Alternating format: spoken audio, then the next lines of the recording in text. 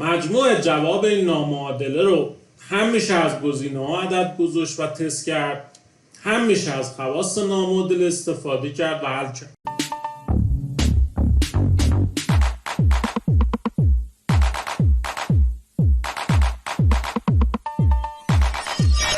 به نام خدا به کانال یوتیوب مس لرنینگ و پیج اینستاگرام ما خوش اومدید.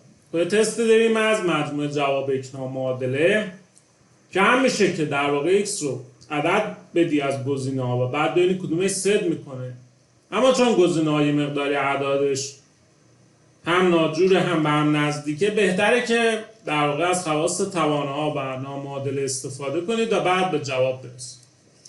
خب در ابتدا ما مخرج رو میاریم تو صورت. ما میدونیم که اگر مخرج بیاد تو صورت توان توی منها ضرب میشه، پس x منهای 1 میشه 1 منهای x، چون این از مخرج اومده تو صورت میشه 3 به توان 1 منهای x. کوچکتر مساوی رادیکال 3 میشه توان به روی فرجه، توانش 1 فرجش 2 میشه 3 به توان 1 2 ضرب در 3، چون این توانش 1 توانا پایه ها مساویه، توانا با هم جمع میشه میشه 3 به توان 3 2 2x هم که نوشت.